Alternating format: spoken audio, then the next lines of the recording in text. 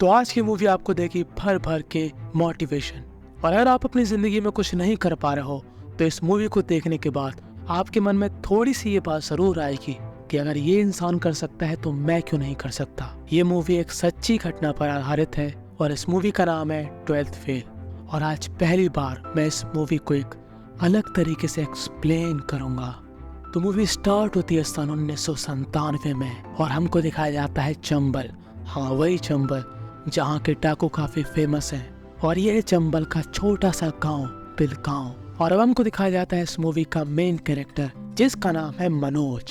पर भाई साहब यहाँ पर पर्ची बना रहे हैं क्योंकि मनोज भाई को 12th में पास होना है और मनोज के लिए 12th पास करना काफी जरूरी है। पर आखिर क्यों?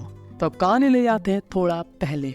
ये बात है उस टाइम की जब मनोज के पिताजी सस्पेंड हो गए थे, क्योंकि मनोज के पिताजी काफी ईमानदार हैं और ईमानदार आदमी की एक खूबी है कि उसके लिए दुनिया में सबसे बड़ी उसकी ईमानदारी होती है। और मनोज के पिताजी को इसलिए सस्पेंड किया गया क्योंकि मनोज के पिताजी ने विधायक जी की फाइल को आगे नहीं जाने दिया।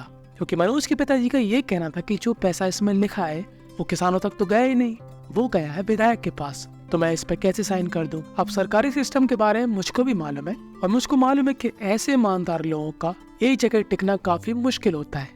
और मनोज के पिताजी थोड़े गुस्सैल भी थे तो वो यहाँ पर अपने सीनियर को कूट देते हैं, इसीलिए मनोज के पिताजी सस्पेंड हो चुके हैं। पर मनोज के पिताजी काफी ईमानदार आदमी थे और उनको मालूम था कि जब गलती उनकी है नहीं तो उनको सस्पेंड क्यों किया गया।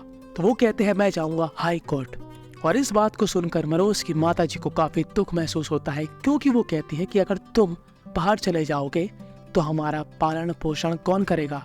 तभी अम्मा कहती है सुनो, मेरे भरोसे ना रही हो, मैं नहीं देने वाली पेंशन। तो मनोज कहता है कोई बात नहीं, मैं भी 12th पास हो जाऊंगा तो कोई ना कोई नौकरी मेरे को मिल जाएगी। और इसलिए मनोज उस दिन फर्रे बना रहा था। और यहाँ पर मनोज खुलेआम टीचर के सामने अपनी पर्चियों को सही क्रम में रखता है और हम लोग सोचते हैं अबे पर भाई साहब ये चंबल है, यहाँ पर कुछ भी हो सकता। तभी मास्टर कहता है अरे बेटा, पर्ची बनाकर मेहनत क्यों कर रहे हो, मैं तुमको सारे जवाब बोर्ड पर लिख कर बता दूंगा और अपने स्कूल का हर एक बच्चा पास हो जाएगा।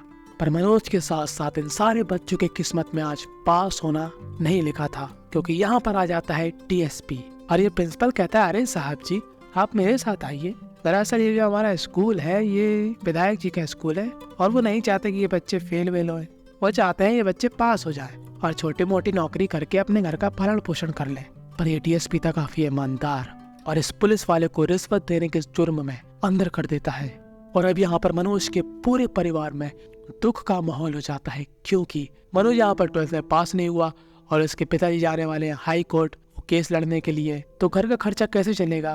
और ऊपर से दादी कहती है मेरे भरोसे मत रही हो, मैं नहीं देने वाली पेंशन। पर कोई बात नहीं, मनोज और उसका भाई एक टैक्सी चलाते हैं जिसको वो जुगाड़ बोलते हैं। पर उनके गांव में प्रधान जी की बसें चलती है और ये बस ड्राइवर नहीं चाहते कि उनके एरिया में कोई और धंधा करे।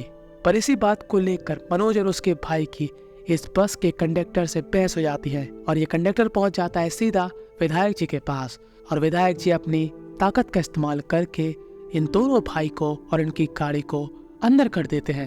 पर ये दोनों भी चंबल के लौंडे थे तो ये लोग पुलिस वालों डरते मरते नहीं है, ये लोग बहस करते हैं कि मैंने क्या किया है, हमारी क्या गलती है, तूने मेरे को कैसे बंद किया।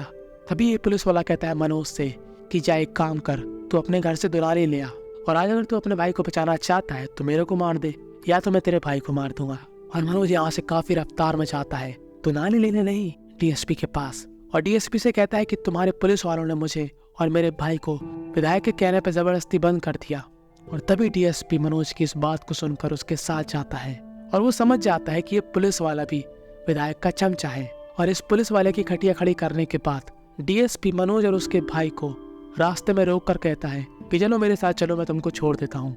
अब DSP का ध्यान था रास्ते पे पर मनोज का ध्यान था DSP पे। मनोज को ये बात समझ में आ गई थी कि अगर कोई इंसान ईमानदार हो और उसके पास ताकत हो तो वो बदलाव कर सकता है। और जब ये DSP इन दोनों को घर के पास उतार देता है तब मनोज बड़े प्यार से पूछता है कि मैं आपके जैसा कैसे बनूंगा, मुझे आपके जैसा बनना है। तो ये DSP कहता है कि बस तुमको चीटिंग छोड़ना पड़ेगी। और अब मनोज की ये बात दिमाग में एकदम हिट कर जाती है और अब वो ठान लेता है कि वो अपनी लाइफ में कभी बेईमानी नहीं करेगा। अब उसके अगले साल 12th के एग्जाम होते हैं और वो ईमानदारी से पढ़ के एग्जाम निकालता है। अब बाकी बच्चे फर्स्ट आते हैं क्योंकि उन बच्चों ने चीटिंग करी, पर मनोज यहाँ पर थर्ड आता है। पर मनोज को काफी खुशी होती है क्योंकि मनोज ने ईमानदारी से पेपर निकाला चलो मनोज ने 12th पास कर ली जैसे तैसे, पर अब उसका सपना था डीएसपी बनने का, जिसके लिए वो ग्वालियर जाना चाहता था। पर उसके पिताजी वहाँ पर हाई कोर्ट में लड़ रहे हैं और काफी मुश्किल से घर चल रहा, तो वो कैसे पैसे कलेक्ट करेगा वहाँ पर रहने के लिए, खाने के लिए और भी चीजों के लिए। पर तभी उसकी दादी माँ मनोज को अपने पास बुलाती है और कहती है, बेटा ये ले मेरे जमा पूंजी, और बस अब जब तू अगली बार घर पे आना तो वर्दी में आना। और इस मूवी का ये वाला मोमेंट काफी ज्यादा इमोशनल था। मतलब हम लोग जिससे उम्मीद नहीं कर रहे थे, वो दादी माँ ने मनोज को इतना बड़ा सरप्राइज दे दिया। और अब मनोज खुशी खुशी अपना सामान लेकर अपने घर वालों को बाय बाय कहकर बस में बैठ जाता है, जहाँ पर एक महिला अपने बच्चे के साथ होती है। मनोज यहाँ पर काफी एक्साइटेड था कि वो तो भैया डीएसपी बनेगा, ग्वालियर जाएगा, पढ़ेगा लिखेगा और फिर ईमानदारी से अपनी ड्यूटी करेगा। वो इन्हीं सपनों में खोया हुआ था। और इंसान सपने कब देखता है? जब वो सोया हुआ होता है। और जब मनोज की नींद खुलती है तब वो क्या देखता है कि उसका लाल कलर का बैग तो यहाँ से गायब है। वो यहाँ पर कंडक्टर से पूछता है, मेरा बैग कौन ले गया? तब कंडक्टर कहता है, वो जो महिला थी तेरे बगल में, मुझे लगा वो उसका बैग है, क्योंकि वही ले गई थी वो वाला बैग अपने साथ, और वो बरुआ सागर में उतर गई थी और अब तो ग्वालियर में आ चुका। और अब मनोज का दिमाग फटने लगता है। वो सोचता है, मैं यहाँ पर क्या करूंगा, क्योंकि मैं दादी की जिंदगी भर की जमा पूंजी लेकर यहाँ पर आया था और वो जमा पूंजी किसी ने चुरा ली। पर वो क्या कर सकता था? वो चुपचाप से जाता है कोचिंग के पता करने। और अब उसको एक और झटका मिलने वाला था, क्योंकि उसको यहाँ पर मालूम चलता है कि TCS PCS सब बंद 3 साल के लिए, क्योंकि सरकार का दिवाला निकल चुका है। और ऐसे में सरकार तुम लोगों को तनख्वाह कहाँ से देगी? मतलब हमारे बेचारे मनोज का दिल पूरी तरीके से टूट गया था। और अब वो बस एक ढाबे के बाहर बैठकर सोच रहा था कि अब वो क्या करेगा। अब वो यहाँ पर कोचिंग की तैयारी भी नहीं कर सकता, खाली पेट है, भूख लग रही है, क्या करे। और अगले दिन वो इस ढाबे वाले के पास जाता है और कहता है कि आपको यहाँ पर जो भी मेरे से काम करवाना है करवा लो, बस मुझको खाना दे दो। और ये ढाबे वाला भी कहता है, कोई बात नहीं, स्टूडेंट है। कहता है, ठीक है भैया, एक थाली लगा दो इसके लिए।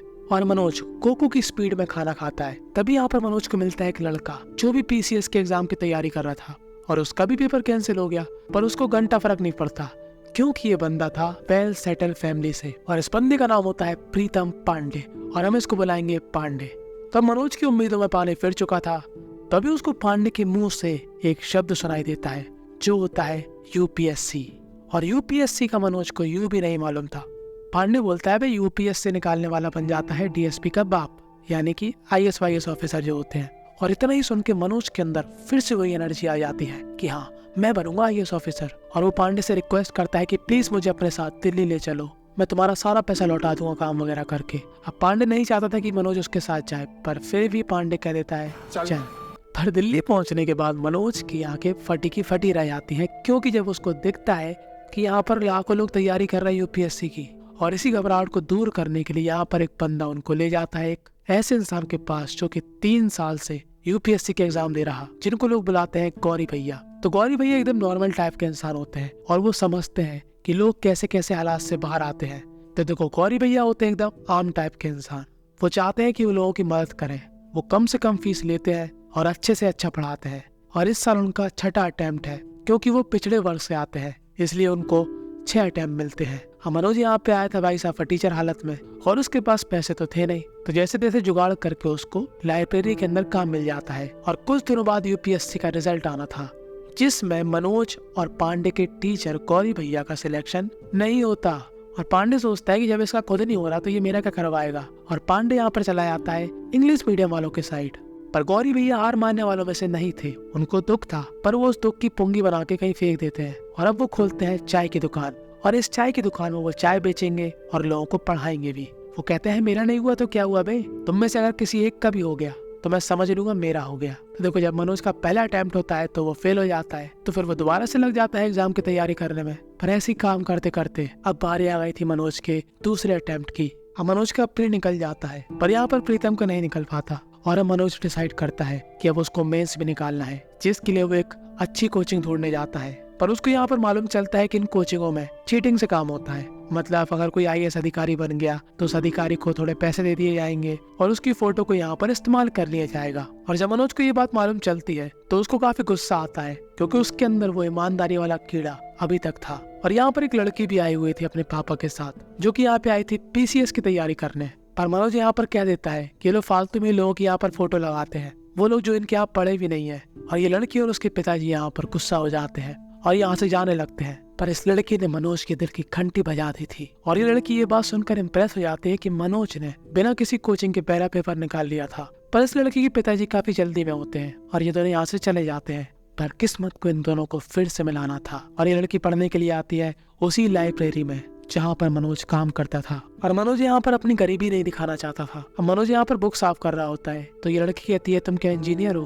तो मनोज कहता है हाँ हाँ हाँ, ऐसे ही झूठ मूठ बोल देता है वो। पर श्रद्धा को बाद में मालूम चल जाता है कि मनोज यहाँ पर काम करता है। पर श्रद्धा को इन सब बातों से कोई फर्क नहीं पड़ता। अभी लोग एक ही कोचिंग में पढ़ने लगते हैं जहाँ पर श्रद्धा पढ़ती थी। और यहाँ के टीचर कौन है ये तो हम सभी देख सकते हैं, विकास सर, जो कि यहाँ पर बच्चों को मोटिवेशन देते हैं और मनोज की तारीफ भी करते हैं क्योंकि मनोज ने यहाँ पर एक टेररिज्म पर काफी अच्छा निबंध लिखा था और हम मनोज को काफी अच्छा लगने लगा था। उसकी पढ़ाई भी चल रही थी, उसका काम भी चल रहा था और श्रद्धा भी उसकी जिंदगी में आ गई थी।